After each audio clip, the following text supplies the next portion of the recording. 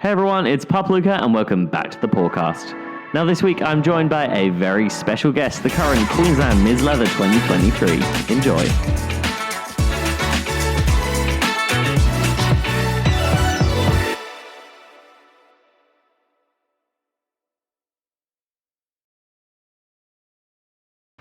And welcome to the Paw'dcast, Mistress Grey, or you may know her as Crystal. How are you? Oh my God, Luca, darling. So happy to be here. Thank you very much. Nice and cozy today. Nice We and comfortable. Yes. It's going to have a nice cash chat about your experiences during your title year. Oh, I have so much to say. It's been brilliant. Get to know a bit more about you as well. Yeah, sure. First, let's have a little cheers, shall we? Absolutely. Cheers. Oh, Cheers, yummy. darling. Oh, very good. No, we're treating ourselves to a little gin today, as you may know from previous episodes. We do quite like a gin here at the Paw'dcast. This is one we got at the Eka, actually. It's a little artisanal brand, and it's got like this sparkly swirl through it. It looks hella expensive. Yeah, it does. It wasn't, but it does. No, it was. It wasn't, but it was. It was that mid-range. Yeah, it's... but worth it. It's like an elderflower gin. It's rather tasty. Yeah. Yes, but...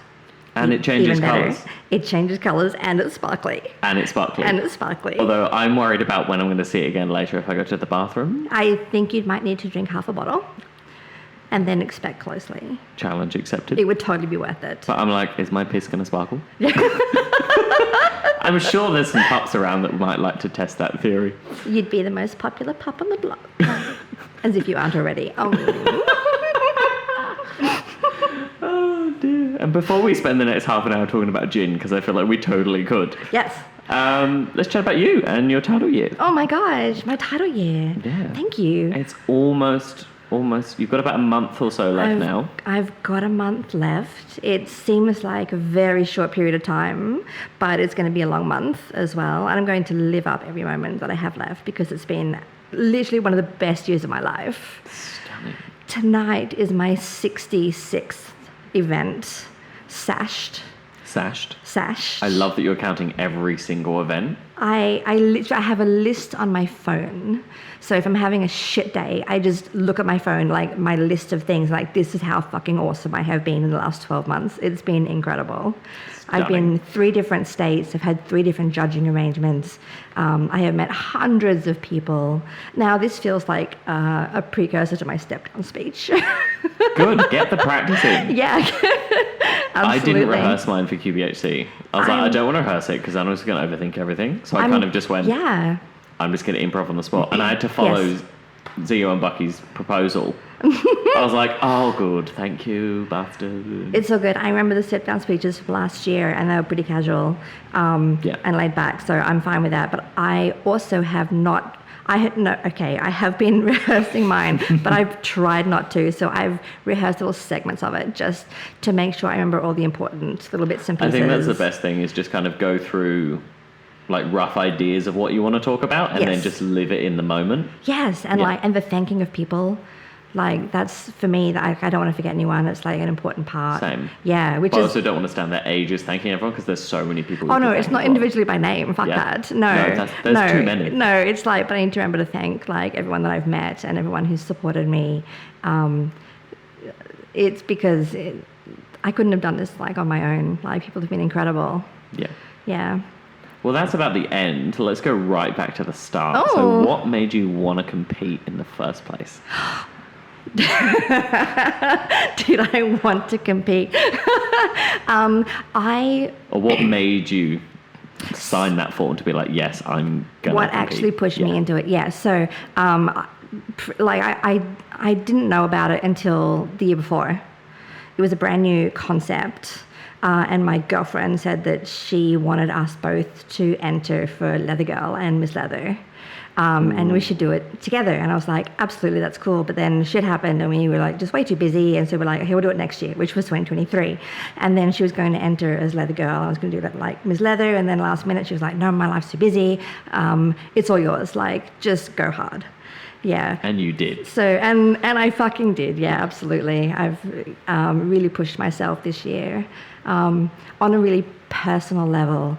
I've always been really busy my whole life with like self-made businesses and working my ass off and barely sleeping, and then I had like a massive mental breakdown.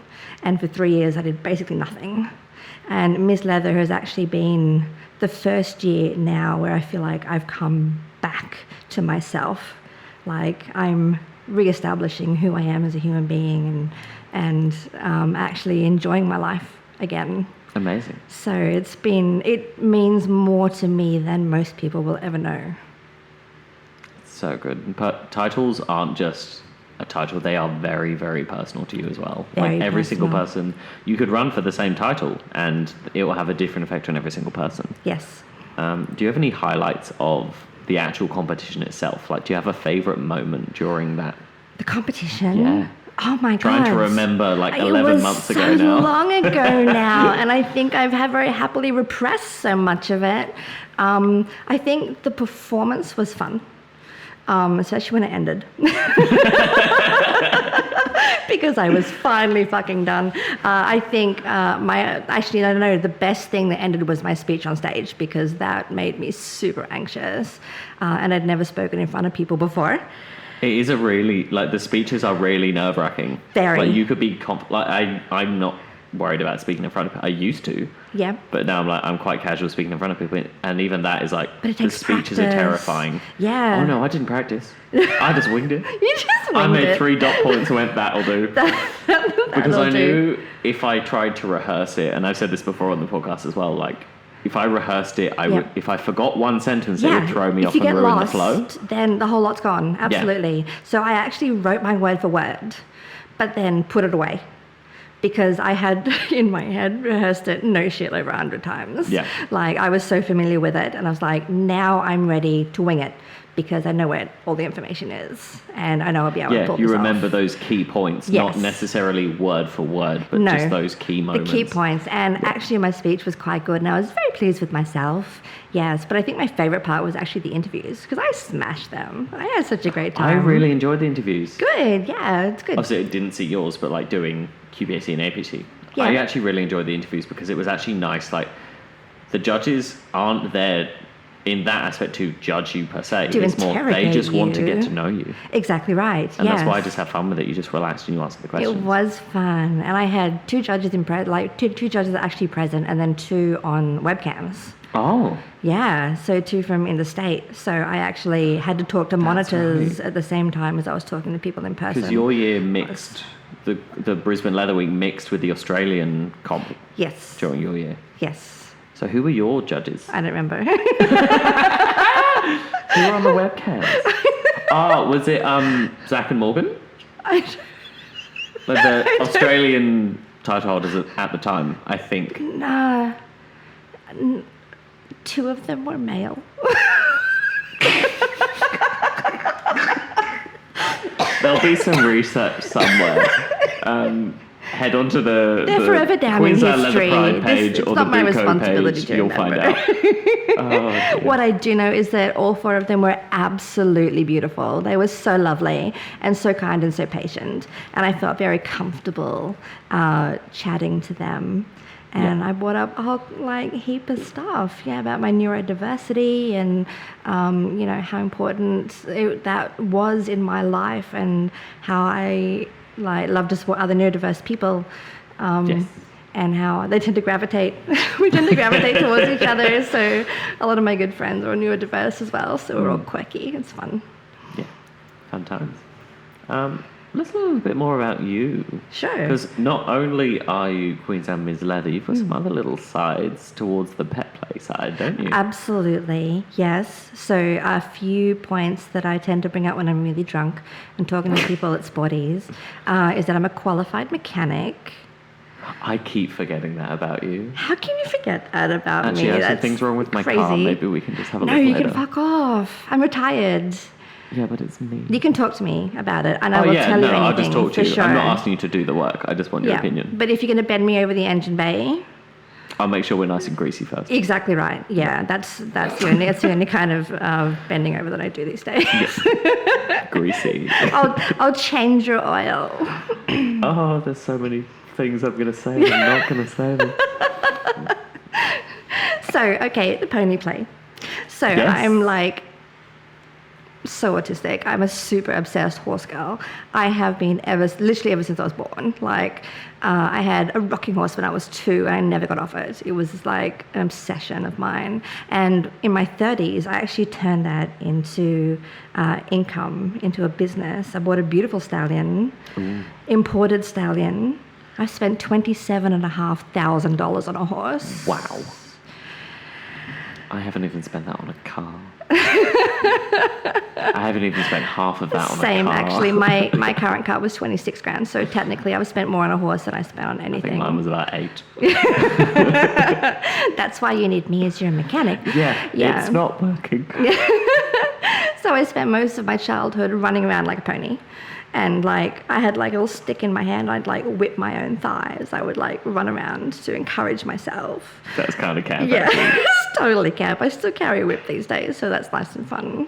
I used to set up little like jump things in my front yard and just like spend hours running around and playing like as a pony.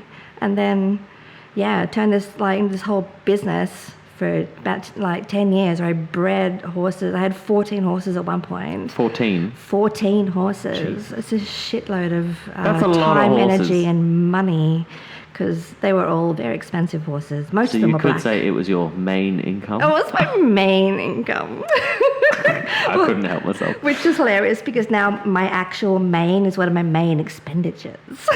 It is. Every time we see you, you can always guarantee that your hair is on point every single time. I spent 13 grand on it last year. Okay. Might want to cut that bit out. That's more than my car.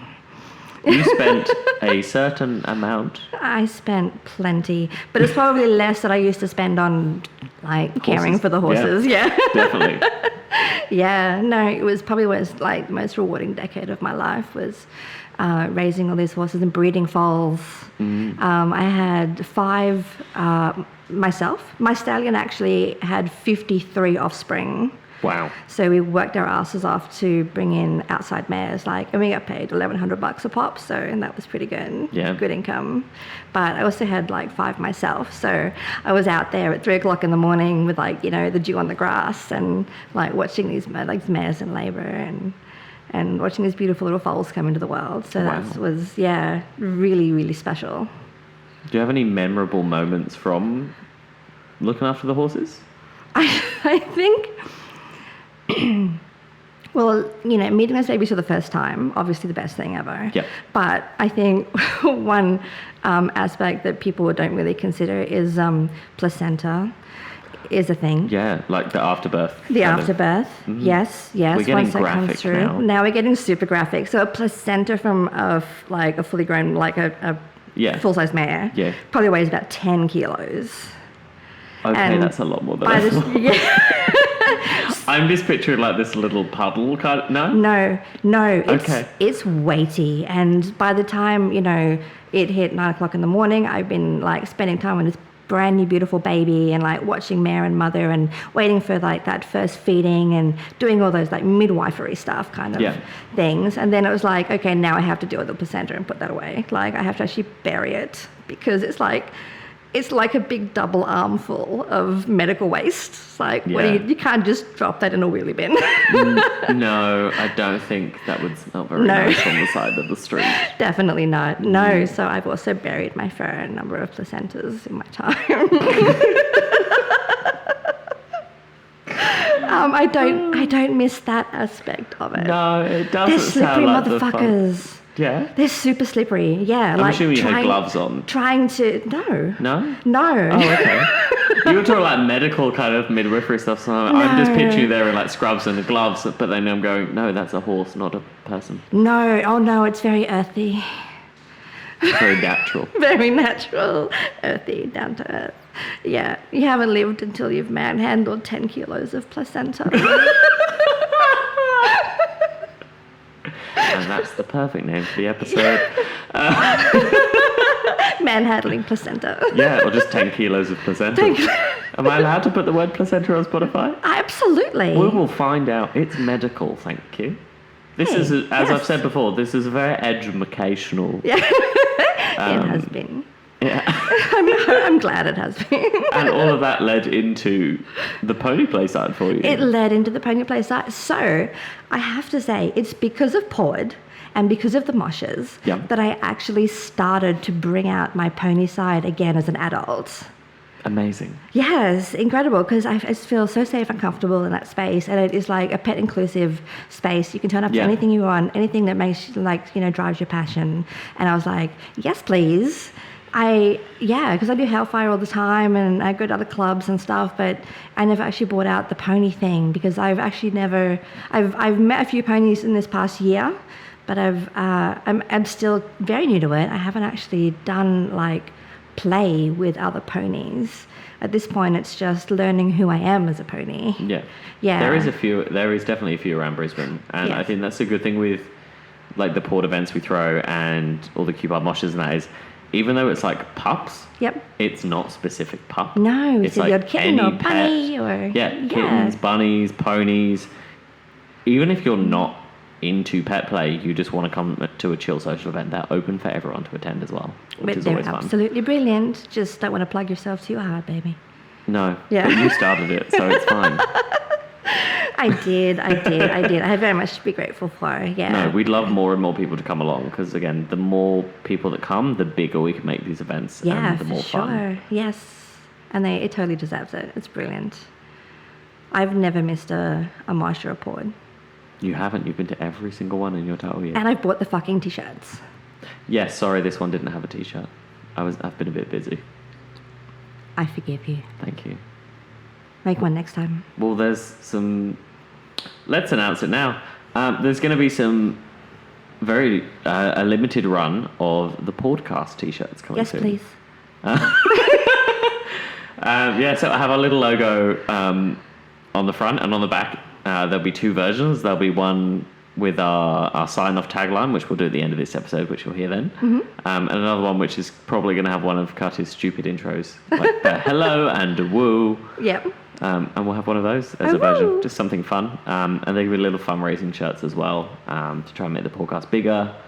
But we're also looking to try to give a percentage of all of our merch to one of the local charities as well. Oh my God, so beautiful. That's so nice of you. Did you know that in the last 12 months, the only clothing that I've bought has been from you? Really? Yes, I'm serious. I feel really honoured. Yes, I have plenty now, but I always wait for the next one. But speaking of shirts and events, you're currently in a geared shirt. I am. Obviously, like you mentioned earlier, we have travelled to a lot of interstate events. We've both been able to go to and actually see each other in different states, which is fun. I love it. Yes. Which states and events have you been to this year? Well, I went to, Geared in Adelaide, which I was told unequivocally that I had to go to because it was absolutely brilliant, and they were right. It was so much fun. It was so good. It was brilliant. I think it was 3 weeks after APHC. So I just got back from Perth, and that was like last minute, like, right, let's book accommodation, book this. We were lucky enough that Vic, our current Ms Australian Leather yes. had just got an Airbnb, and she was chatting to me about it, and she was like, oh, it's 2 rooms, do you want to go like half something? Oh, hell yes. I was like, yes, that takes the stress of accommodation away. That turned out really well. And it was so much fun. Great. Excellent. Like staying with another Kingster and going across to all these events. I didn't get to share an Uber. Always love that. Geared was great. Geared was awesome, and I'll definitely go again. Yeah. I'm trying everything I can to try and get there this year. Yes. Good. But it depends on work, because it's our peak time of year is November, and I'm like, I want to go to Geared. Oh, it's only a week. You'll be fine. We'll find out. I know. Not my personal work, not like the leather and the clothing side. It's like my day job, busy time. Oh. Yeah. So I'm like, we'll see. Well, that serves you right for having a day job. I know, it really does. What am I doing? And the other brilliant thing I did this year was march in the Mardi Gras at Sydney with Fetish Australia. We did. Yeah. Same. We got to march together. We did. We got to march together. I had actually... It had been on my bucket list for years to get to Sydney for Mardi Gras. And the first year I managed to get there, I got to march in the parade. So... Like, not only did I reach that goal, like, I fucking smashed it. Yeah. It was and nothing could perfect. prepare you for the feeling either. Oh, my God. I was so high. It was incredible. QPR for Brisbane Pride, I've done like 3 or 4 with them now. Yeah. And it's so much fun doing that. But as soon as you're down there in Sydney, the atmosphere, you're walking along the street, like in your fetish gear, showing like, yes, fetish pride. Full on, yeah. Fetish wear belongs at Pride just like everyone else. Yes. It's a part of the queer community, it always has been. Yes. But just the feeling of walking down that street with thousands of people going down there and just yelling and cheering you along, there is no feeling like it. No feeling like it. It's insane. It was incredibly short because it was so overwhelming in the best way possible that we get to the end and it's almost like just being like dumped out of a big drain into the ocean. Like suddenly you're just swimming in a sea of nothingness. You are the placenta. Yeah. It was the placenta entering, the big wide world, the oxygen. Yeah. Yeah, expelled with force, for sure. And I didn't even know what to do with myself in that first half hour after finishing the parade because it was just absolutely exhilarating and I can barely think of anything else in my life that is compared to it. It was so much fun. So I'd love to do it again. Yeah. Fingers crossed for 2025. Let's try and get down. Yeah. Let's do it. Absolutely. That's the thing I love about Queensland Kinksters as well is we all try and attend everything as much as possible. Yes. Yes. Like Sydney and Melbourne are very close together. They have a lot of queer events, big queer scenes down there, and we're that little bit north, so it's kind of like, okay, let's try. And I think that's why a lot of the Kinksters, especially the pups, the Queensland pups and the Perth pups really connect to each other. Yeah. Perth are so much further away. They are, yes. But it's like, we do feel very, like, everything is centralised around Sydney and Melbourne. Yeah. So we want to bring more kink and queer stuff to, like, Perth and Brisbane. Yeah, absolutely. And even Canberra as well. There's a little pup group in Canberra. Yeah, brilliant. So I'd love to take some events down there to try and actually help build the scene up down there as well. Well, I have to say, a couple of years ago, I was actually invited down to Newcastle. Yep. To be guest performer, my partner and I, guest performers at a fetish ball that they held at Maitland Jail. Ooh. And there were hundreds of people there. I was actually really impressed with how great their kink scene was as well. So there are lots of little epicenters all across Australia. But if we can, take something from Newcastle or from Adelaide, like, we can do it well. They can do it well. Yeah. Definitely. Yeah. Adelaide was so much fun. Yes. It's one of the cities that I've been to, and I'm like, I would love to go back to Adelaide. Definitely. Where else have you been? So you've done Mardi Gras, you've done Gears.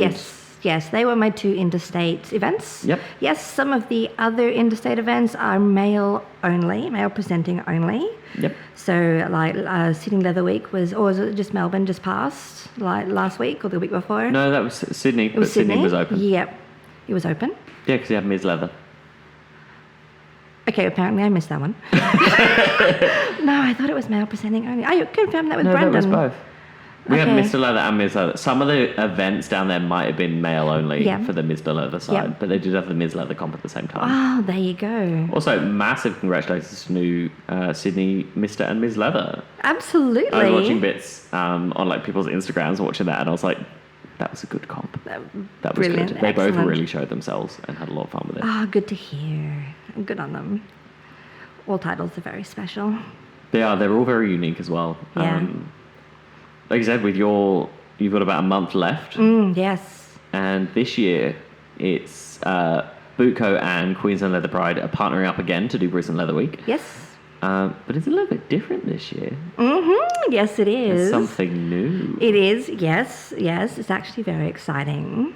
Yeah, there's now a non-gendered title, which is well overdue, actually. Yeah. Called Queensland Kinkster.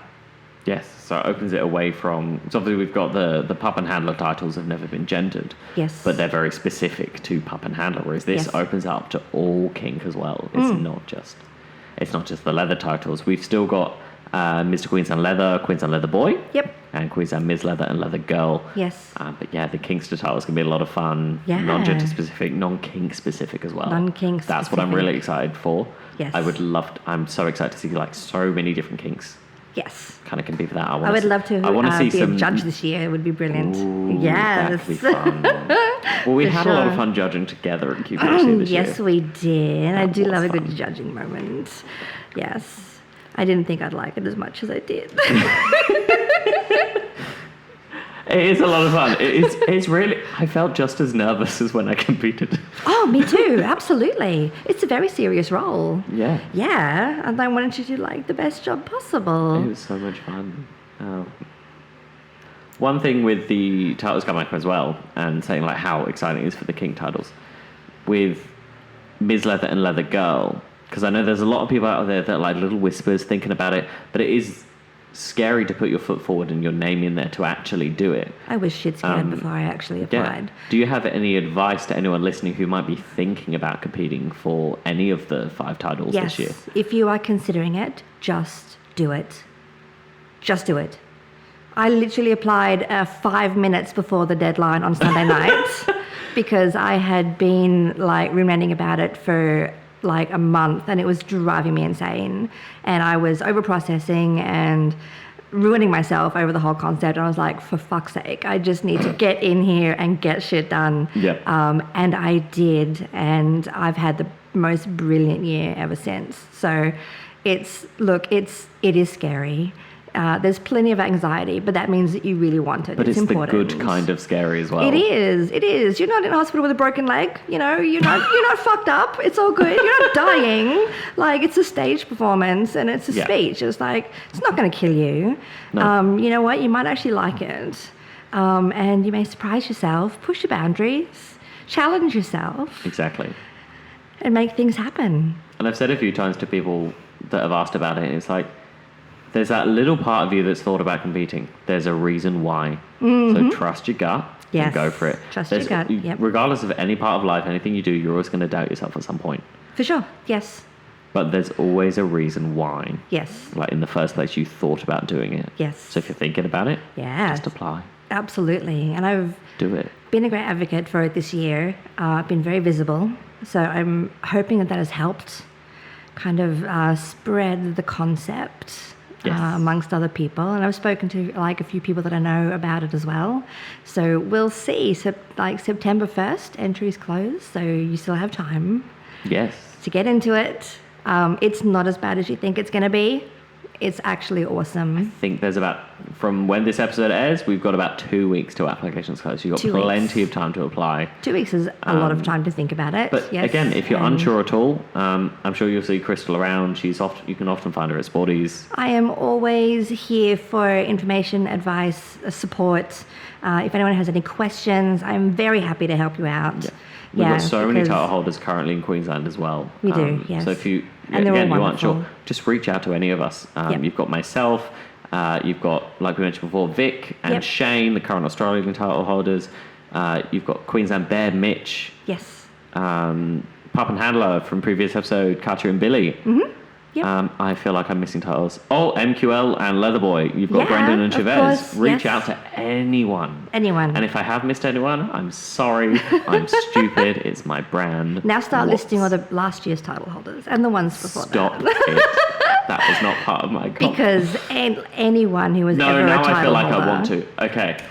Oh my God. Pup and Handler last year. Myself and Zio. Easy. Okay, that is an easy one. Bear was Graham. Because he also got the Australian title at the same time, so that's 2 ticked off. Love me some Graham. The leather titles, Australian leather before that, Zach and Morgan. Yes. From Adelaide, and they are the most beautiful people. They are I can't gorgeous. wait to see them again. I love Miss Morgan. MQL, Bevan. Yes. Leatherboy with Bevan was Brett, the stunning person behind Alpha Male. Yes. He still owes me a necklace, by the way, Brad. Thank you. Well, Ms Leather was you. And unfortunately, we didn't have any leather girls get in time last year. No, that's right. So Bexy carried it on. Beautiful Bexy. Yes. Love Bexy. Yes. She actually judged me for QPHC my year. Oh, there you go. She's such a sweetheart. Which I'd only seen her around a little bit and then getting to interact the whole weekend. Is that all of them? Did I get them all? Yes. I think I got them all. Yes, you're doing kind of so much spiraled better I than didn't me. stick to one kink. I just went everywhere. Don't ask me the year before, because shush. That's okay. You've done your work. Thank you. Well. Mm-hmm. And I think that actually brings us to the end of the episode. Oh my goodness, already? It's been such a fun half hour. Thank you so much for coming. I really enjoyed this. I think we're going to sign off in our usual way by doing the tagline followed by the Luca honk. And my guest always does the honk. Well, Yeah. So I will cue you to do it. So I'll do the little sign off, and then we'll cue you to do the, the. Oh, it echoes in here as well. That's fun. it does. Yeah, my housemates will hate me by this point. Have you rehearsed at all? Yes. Have you? No one else has. No, So I have a surprise for you. You're already one up for enough. I'm scared now. Yeah. Oh, this is gonna be great. We'll see if it makes it or if I have to cut it. No, I'm sure it's gonna be camp and it's gonna be fun, and I'm gonna be so impressed if you actually do it. Okay, so thank you so much again, the current Queensland Ms Leather, Crystal, for joining me. And I've been Pup Luca, but remember, be kind, be camp, be kinky, and always... No. No, so my signature noise that I used to call my horses and my kids. Yeah. Look at me. Oh. No, I can't even honk. No. Try. You've got to try, everyone else does. Oh, that was good. Oh, so good. Bye. Bye, guys.